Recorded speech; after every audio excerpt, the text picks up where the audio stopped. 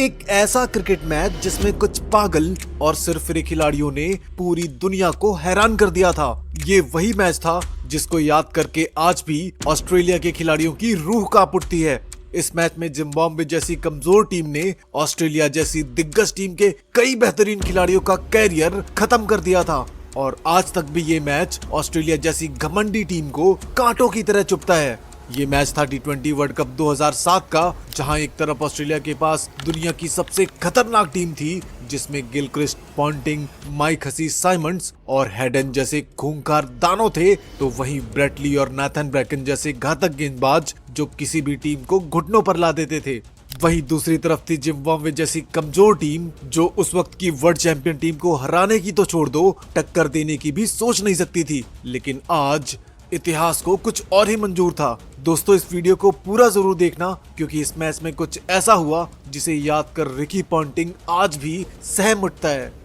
Match शुरू होता है और पॉन्टिंग टॉस जीतकर पहले बल्लेबाजी करने का निर्णय लेते हैं और शुरू होती है कहानी सबसे बड़े उलटफेर की।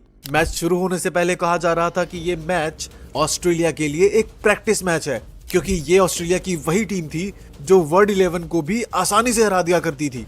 वहीं दूसरी तरफ जिम्बाब्वे की टीम में 11 में से 5 खिलाड़ियों के कैरियर का ये पहला मैच था और इसलिए दर्शक इस मैच से एक मजबूत टक्कर की क्या ही उम्मीद कर सकते थे। खैर, ऑस्ट्रेलिया की तरफ से मैथ्यू हेडन और एडम गिलक्रिस्ट ओपनिंग के लिए आते हैं। ये उस समय की वो ओपनिंग जोड़ी थी जो पहली बॉल से ही गेंदबाजों की पिटाई करने के लिए पूरी दुनिया में फेमस थी और होता भी कुछ वैसे ही है जिसका अंदाजा हर कोई लगा रहा था। दरअसल ओवर की तीसरी ही गेंद पर हेडन एक ताकतवर चौका ठोक देते हैं और इस तरह इनिंग का आगाज हेडन के इस चौके के साथ होता है। लेकिन इसकी अगली ही गेंद पर गेंदबाज तगड़ा कमबैक करता है और इस कैच के साथ मैथ्यू हेडन को बाहर का रास्ता दिखा देता है। इस तरह पहले ही ओवर में जिम्बाब्वे के हाथ एक बड़ा विकेट लग जाता है और पहले ही ओवर में कंगारुओं को पहला झटका लगता है। लेकिन इसके बाद क्रीज पर बल्लेबाजी के लिए खुद कप्तान रिकी पॉन्टिंग आता है, जो गेंदबाजों के लिए किसी बुरे सपने से कम नहीं हुआ करता था। हालांकि विकेट के बाद जिम्बाब्वे का कॉन्फिडेंस बढ़ जाता है और उसके गेंदबाज शानदार गेंदबाजी करने लगते हैं और कंगारुओं को बांध कर रखते हैं। और यही वजह थी कि तीसरे ओवर में एक तेज शॉट के चक्कर में गिलक्रिस्ट भी अपना कैच उठा बैठते हैं और इस तरह सिर्फ 12 के स्कोर पर ऑस्ट्रेलिया अपना दूसरा विकेट भी गंवा देता है। और अब इस विकेट के बाद जिम्बाब्वे का खेमा खुशी से झूम उठता है। वहीं जिम्बाब्वे के तेज गेंदबाज चिगुबरा को अपने दूसरे ओवर में अपना दूसरा विकेट मिल जाता है और तीसरे ही ओवर में ऑस्ट्रेलिया के ओपनर्स वापस ड्रेसिंग रूम जा चुके थे।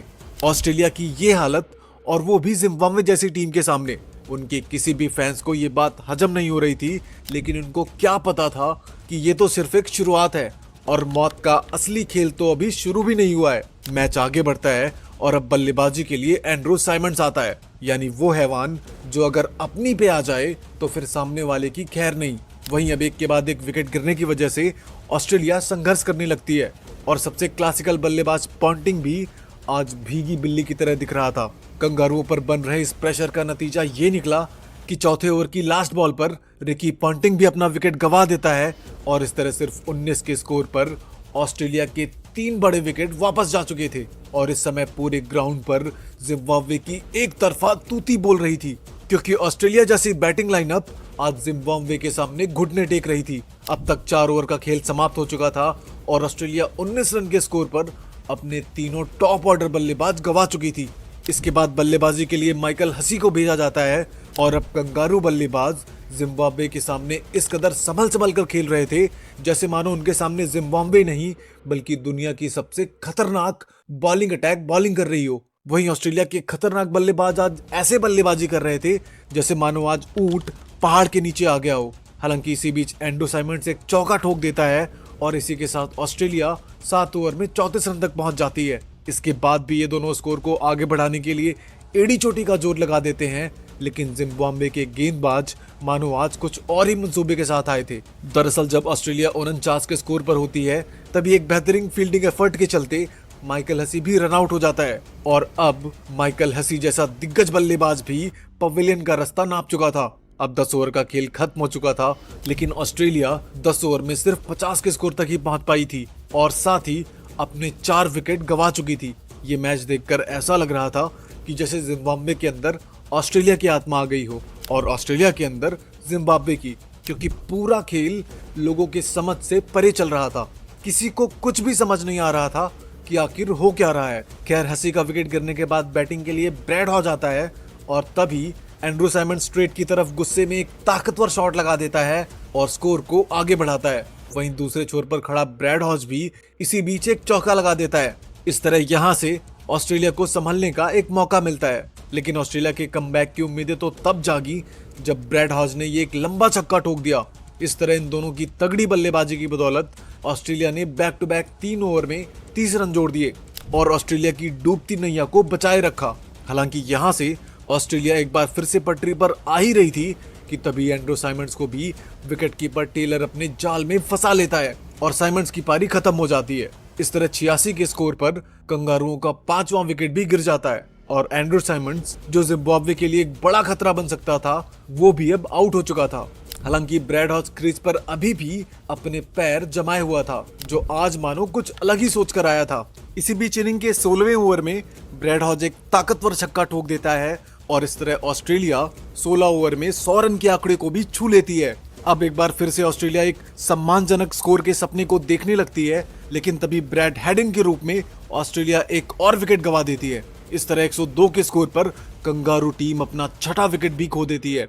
ऑस्ट्रेलिया का ये पतन देखकर आज ऐसा लग रहा था मानो जैसे जिम्बाब्वे ने कंगारुओं को पूरी तरह से जकड़ लिया हो और कंगारू उनकी गिरफ्त से हिल भी नहीं पा रहे हैं। खैर, मैच आगे बढ़ता है और अभी भी ब्रैड हॉज नाम का दानव क्रीज पर खूंटा गाड़कर खड़ा हुआ था और जिम्बाब्वे के जश्न का नंगा नाच देखकर वो अब कुछ भी कर गुजरने को तैयार था।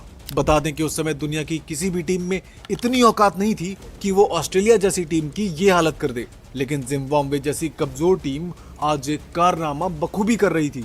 इसी बीच ब्रैड हॉज एक तगड़ा चौका ठोक देता है, यहाँ तक कि उसके बाद एक जबरदस्त हवाई फायर करते हुए एक छक्का भी ठोक देता है और ब्रैड हॉज की इस तूफानी पारी की बदौलत ऑस्ट्रेलिया जैसे तैसे करके 18 ओवर में 119 रन तक पहुंच जाती है। अब यहाँ से लग रहा था कि ब्रैड हॉज टीम को 150 के करीब ले जाएगा, क्योंकि उसकी नजरें अच्छी तरह से जम चुकी थी। यहाँ तक कि अब वो पागलपन की सारी हदें पार करने को तैयार था। लेकिन उस दिन जिम्बाब्वे कुछ और ही मूड में थी। दरअसल हुआ ये कि 19वें ओवर की पहली बॉल पर बॉलर ब्रेंट ब्रैटली को क्लीन बोल्ड कर देता है और इस तरह ऑस्ट्रेलिया को 7वां झटका लगता है। एक के बाद एक ऑस्ट्रेलिया ताश के पत्तों की तरह बिखर चुकी थी।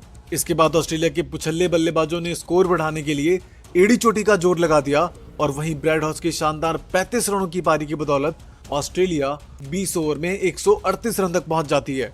हालांकि एक समय ऐसा लग रहा था कि ऑस्ट्रेलिया 120 के आंकड़े को भी टच नहीं कर पाएगी, लेकिन कंगारू बल्लेबाजों ने मोर्चा संभालते हुए एक सम्मानजनक स्कोर बोर्ड पर टांग दिया और ऑस्ट्रेलिया की बल्लेबाजी का सारा लेखा जोखा आप इस स्कोर कार्ड में देख सकते हैं।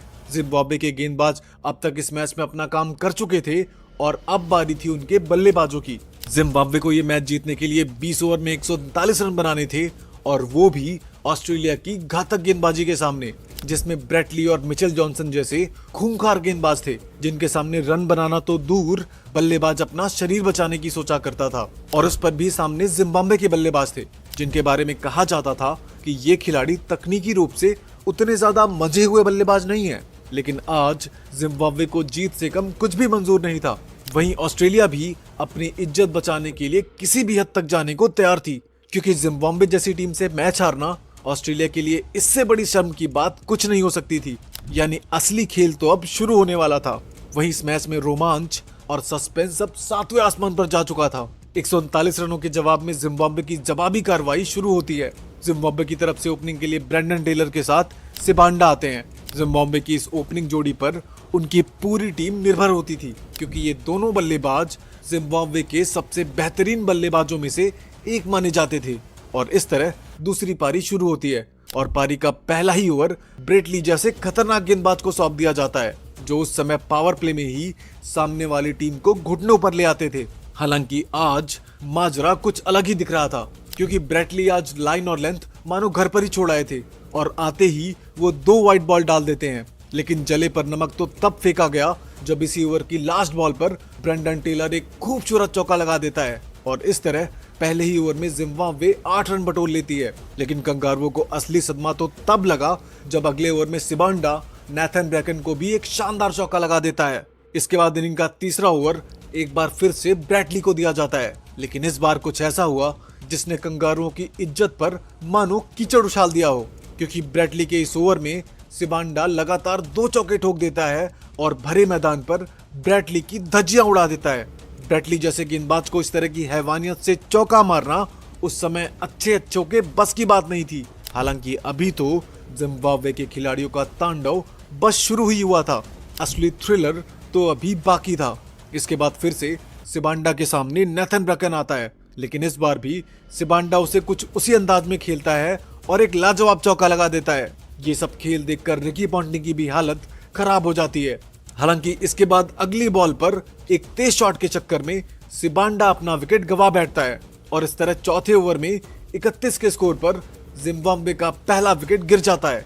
लेकिन सिबांडा तेज तर्रार 23 रनों की पारी खेलकर जिम्बाब्वे को एक ताबड़तोड़ शुरुआत दे चुका था।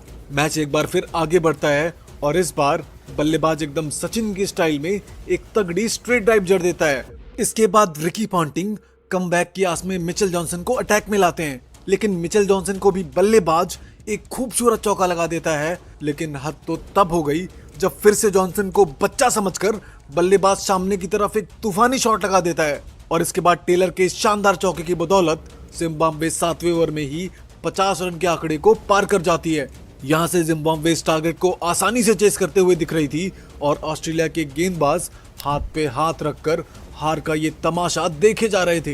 हालांकि ऑस्ट्रेलिया जैसी टीम इतनी आसानी से इस मैच को कहां छोड़ने वाली थी। वो इस मैच में कमबैक करने का बखूबी दमखम रखती थी और यही वजह थी कि स्टुअर्ट क्लार्क अगले ही ओवर में जिम्बाब्वे के बल्लेबाज को अपना शिकार बना लेता है और इस मैच में बने रहने के लिए ऑस्ट्रेलिया को एक मौका देता है।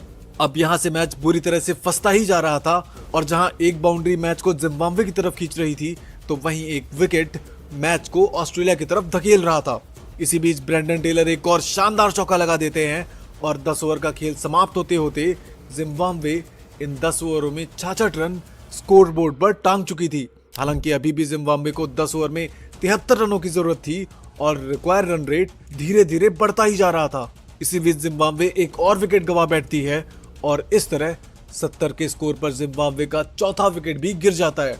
अब जिम्बाब्वे के लिए मुसीबतों के पहाड़ चारों तरफ से मंडराने लगे थे, क्योंकि एक तरफ जहां विकेट्स गिर रहे थे तो वहीं दूसरी तरफ रिक्वायर्ड रन रेट बढ़ता जा रहा था। हालांकि अभी भी एक छोर पर ब्रेंडन टेलर खूंटा गाड़ कर खड़ा हुआ था, जो ऑस्ट्रेलिया की आंखों में काल बनकर खटक रहा था। इसी बीच टेलर ब्रैड हॉक के ओवर में एक और चौका जड़ देते हैं और थोड़ी देर बाद ही एंड्रू साइमंड्स को भी एक करारा चौका ठोक देते हैं। इसी बीच इनिंग का 15वां ओवर एक बार फिर से ब्रैड हॉच के हाथों में सौंप दिया जाता है, लेकिन इस बार ब्रैड हॉच का सामना ब्रेंडन टेलर से होता है, जो ब्रैड हॉच को एक शानदार छक्का लगा देता है। लेकिन दर्शकों के बीच शोर तो तब उठा जब अगली बॉल पर टेलर एक और धमाकेदार छक्का लगा देता है। इस तरह बैक टू बैक 2 छक्कों की बदौलत टेलर ब्रैड हॉच के इस ओवर में कुल 15 रन ठोक देता है और ऑस्ट्रेलिया की तरफ झुका ये मैच एक बार फिर से तराजू के पलड़ों पर आ खड़ा होता है। 15 ओवर में जिम्बाब्वे का स्कोर 102 रन तक पहुंच जाता है और अब आखिरी के 5 ओवर में जिम्बाब्वे को ये मैच जीतने के लिए 37 रन चाहिए थे। रोमांच चरम सीमा के 7वें आसमान को छू रहा था, क्योंकि यहाँ मुकाबला दुनिया की सबसे ताकतवर टीम ऑस्ट्रेलिया और उसके सामने सबसे कमजोर टीम माने जाने वाली जिम्बाब्वे के बीच हो रहा था। खैर मैच आगे बढ़ता है और ब्रैडली की इस बॉल पर इस सिंगल के साथ ब्रेंडन टेलर अपना अर्धशतक भी पूरा कर लेता है। टेलर की ये हाफ सेंचुरी आज किसी दोहरे शतक से कम नहीं थी, क्योंकि उसने ये पारी विपरीत परिस्थितियों में ऑस्ट्रेलिया के खूंखार गेंदबाजों के सामने खेली थी। हालांकि काम अभी भी अधूरा था और इसके बाद ब्रेंडन टेलर धीरे धीरे मैच को खत्म करने की तरफ ले जाता है, लेकिन कंगारू गेंदबाजों की कसी हुई गेंदबाजी के चलते 17वें ओवर में सिर्फ 6 रन और 18वें ओवर से सिर्फ 5 रन आ पाते हैं। अब जिम्बाब्वे को आखिरी की 10 गेंदों में 16 रनों की जरूरत थी, लेकिन ब्रैडली के 19वें ओवर में ही सिर्फ 6 रन आ पाते हैं और साथ में ब्रैडली जिम्बाब्वे का एक विकेट भी ले जाते हैं। इस तरह आखिरकार आखिरी ओवर में जिम्बाब्वे को जीत के लिए 12 रनों की जरूरत थी, यानी कि जिम्बाब्वे को इतिहास का सबसे बड़ा उलटफेर करने के लिए एक ओवर में 12 रन चाहिए थे। इस तरह रिकी पॉन्टिंग 20वां ओवर नेथन ब्रैकन को सौंप देते हैं और आखिरी ओवर में ऑस्ट्रेलिया के सामने 12 रन बनाना बेहद ही मुश्किल लग रहा था। लेकिन सबकी उम्मीदें ब्रेंडन टेलर पर टिकी हुई थी, क्योंकि वो एकमात्र ऐसे बल्लेबाज थे जो इस मैच को जिता सकते थे। साथ ही टेलर ओपनिंग करते हुए 20 ओवर तक भी टिक चुके थे और अब इस मैच को जिताने की जिम्मेदारी उन्हीं के कंधों पर थी और रोमांच और सस्पेंस की सारी हदें अब पार हो चुकी थी। सभी की धड़कनें गोली की रफ्तार से चल रही थी और इस तरह गर्मा गर्मी भरे इस माहौल में नेथन ब्रैकन लास्ट ओवर की पहली बॉल डालते हैं, लेकिन ब्रेंडन टेलर चतुराई दिखाते हुए इस बॉल को लेग साइड में फ्लिक कर देते हैं और पहले ही बॉल पर एक जबरदस्त चौका लगा देते हैं। इस चौके के साथ कमेंटेटर्स से लेकर दर्शकों तक का उत्साह चरम सीमा पर देखने को मिल रहा था। अब जिम्बाब्वे को जीत के लिए 5 बॉल पर 8 रनों की जरूरत थी। हालांकि अगली बॉल पर सिर्फ 1 रन आता है और अब 4 बॉल पर 7 रनों की जरूरत थी, लेकिन अगली बॉल पर बल्लेबाज 1 की जगह 2 रन ले लेता है और कंगारुओं की धड़कनों को और भी बढ़ा देता है। अब जिम्बाब्वे को 3 बॉल में 5 रन चाहिए थे और अभी भी ऑस्ट्रेलिया इस मैच को जीतने का दमखम रखती थी और इसके बाद अगली बॉल पर सिर्फ 1 सिंगल आता है और अब 2 बॉल पर 4 रनों की जरूरत थी, लेकिन ब्रेंडन टेलर नाथन ब्रैकन की अगली बॉल पर पीछे की तरफ एक धमाकेदार चौका ठोक देते हैं और एक गेंद शेष रहते जिम्बाब्वे को मैच जिता देते हैं। और इसके बाद जिम्बाब्वे का जश्न वाकई में देखने लायक था। जिम्बाब्वे के खिलाड़ी मैच जीतने के बाद ऐसे जश्न मना रहे थे जैसे मानो उन्होंने एक मैच नहीं बल्कि T20 वर्ल्ड कप ही जीत लिया हो, और हो भी क्यों ना, क्योंकि उनके लिए ये जीत किसी वर्ल्ड कप से कम नहीं थी, क्योंकि उन्होंने ऑस्ट्रेलिया की उस दिग्गज टीम को मात दी थी जो इसी साल 2007 के ODI वर्ल्ड कप को जीत कर आई थी। और इस तरह इस हार के साथ ऑस्ट्रेलिया के साथ साथ रिकी पॉन्टिंग पर एक छोटी टीम से शर्मिंदगी भरी हार का धब्बा हमेशा हमेशा के लिए लग गया, क्योंकि उस समय जिम्बाब्वे जैसी टीम से हारना उनके लिए मानो चुल्लू भर पानी में डूब मरने के बराबर था। खैर, जिम्बाब्वे ने इस जीत के साथ एक इतिहास रच दिया था जिसमें सबसे बड़ा योगदान ब्रेंडन टेलर का था, क्योंकि उन्होंने ही अकेले के दम पर आखिर तक पारी को संभाले रखा और अंत में एक यादगार मैच फिनिश किया। उन्होंने 45 गेंदों में ताबड़तोड़ 60 रनों की पारी खेली, जिसे जिम्बाब्वे के साथ साथ ऑस्ट्रेलिया की टीम भी कभी नहीं भुला सकती, क्योंकि उस समय ऑस्ट्रेलिया की खूंखार गेंदबाजों के सामने एक एक रन बनाना भी पहाड़ चढ़ने के बराबर होता था और यही वजह थी कि उन्हें मैन ऑफ द मैच दिया जाता है। वैसे दोस्तों, आप जिम्बाब्वे की इस यादगार उलटफेर को 10 में से कितना नंबर देना चाहेंगे, हमें कमेंट करके जरूर बताएं। साथ ही अगर आपको हमारी ये वीडियो पसंद आई हो तो वीडियो को लाइक करने के साथ साथ अपने दोस्तों के साथ शेयर जरूर करें और हाँ, चैनल को सब्सक्राइब करना भी बिल्कुल ना भूलें, क्योंकि आगे और भी मजेदार वीडियोस आने वाली हैं। मिलते हैं अगली वीडियो में।